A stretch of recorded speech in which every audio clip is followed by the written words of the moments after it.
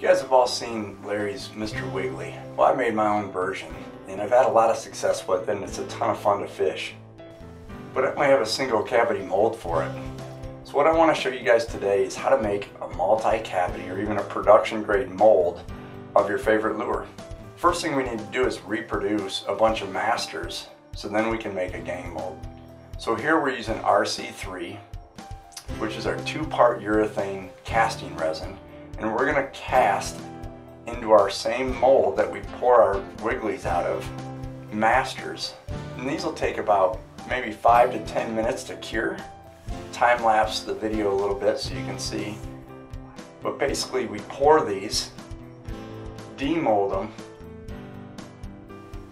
and then we clean them up. We clean all the flash off of them. We clean the little eye pegs out of them. We sand them. And then we get them ready to make our next mold. And we do this as many times as we want to make our gang mold. Here we've actually cast 5 of them. With 2 of them we've sanded them completely smooth.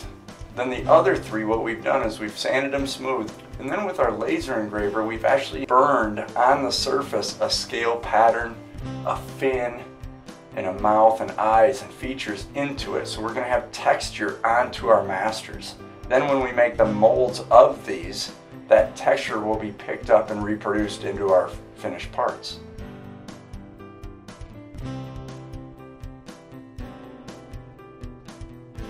Now we're going to glue these things down in a line close together so we can make our gang mold. We super glue these down. The tips are off just a little bit. Now we're going to make a box using our corrugated plastic.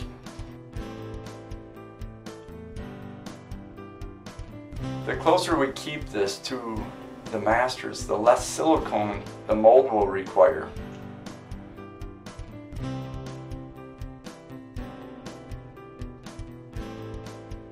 Here we're going to use some Trans40. It's a translucent silicone, so we can simply just pour these in a block mold and then cut them out after the silicone's cured. The weight of the silicone is actually pushing the corrugated box out a little bit, so what we want to do is make sure we hold that in a square shape so it's not rounded. A little piece of duct tape works great. Once the silicone's cured, remove your mold box, and now we're ready to start cutting the masters out. We started with a U-channel knife, which adds location as you cut. Then we come back with an Excel knife or an X-Acto knife and make a real straight cut against our parts. The Trans40 allows us to see exactly where we're cutting, and it allows you to make a precise seam line exactly where you want. Then we simply remove the masters one by one.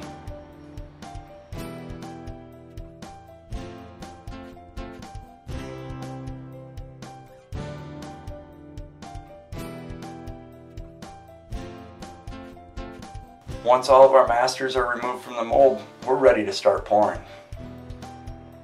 I'll tell you how I make my wigglies. First, I pour a small amount, which I use for the heads only, of straight Alumisol. And then secondly, I use a bigger batch where I go 2 parts Alumisol, 1 part Alumisol softener. This makes the back side of the tails extremely flexible. So we mix both of these up, we put them in our microwave, and we start to heat them up. The process is to pour the heads with the stiffer straight Alumisol, and then once that cools or holds its shape, we'll add the Alumisol with softener to make the tails. Being careful not to scorch the materials, we heat these up gradually, and we pull them out every couple minutes to make sure that we stir them, and then we put them back in until they go back to a nice smooth viscosity.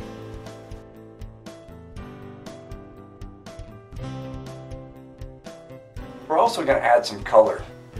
With our Alumidust, you can either paint this into the mold like we're going to do with the light yellow. We're going to add a little pearlescent yellow to the belly of these.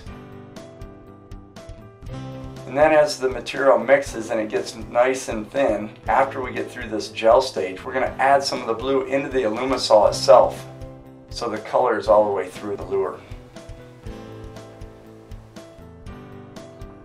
We're going to heat that stiffer Alumisol up because we're going to need to pour that first. And while that's continuing to heat, we're going to add the blue Alumidust to the material that we've softened.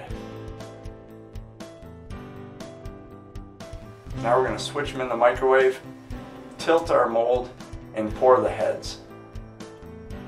I've put a single clamp just to hold the molds tight, and we tilt these vertically so it only cures where the head is.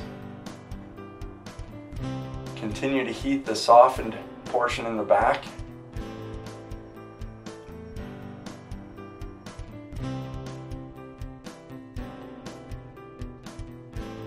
And here we've added some BBs in a cup, so we can add some BBs to the belly. I found this works really well for acting as a keel and keeping that lure to run really flat for us.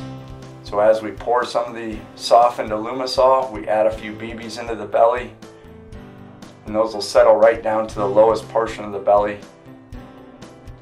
We make sure the molds are topped off, and we let it cure. While these cool, we need to make sure that the reservoirs stay liquid, so the lures, as they cool, they shrink from the reservoir and not from inside the lure. If these cavities were to cool and dry or harden before the lure would cave in on itself and have an indentation or a shrink mark. So to prevent this, while the lures are still cooling, we clean the reservoirs out one time and then re-pour them with hot Alumisol. This ensures that the lure cools faster than that hot material in the reservoir, and it prevents the lure from shrinking in on itself. Once it's cooled, flex your mold, remove your lures, and you're ready to water test them.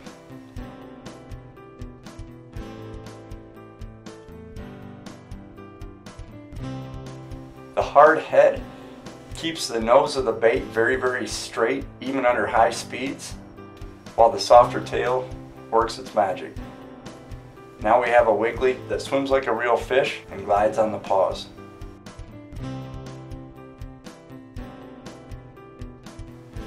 So this is just one example of how you can take your favorite lure that you've designed and turn it into a production mold.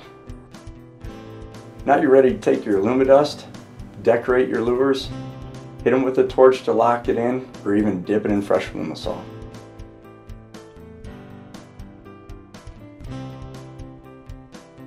Hope you've enjoyed the video. If you have any questions, by all means, give us a call or contact us online at MakeLure.com.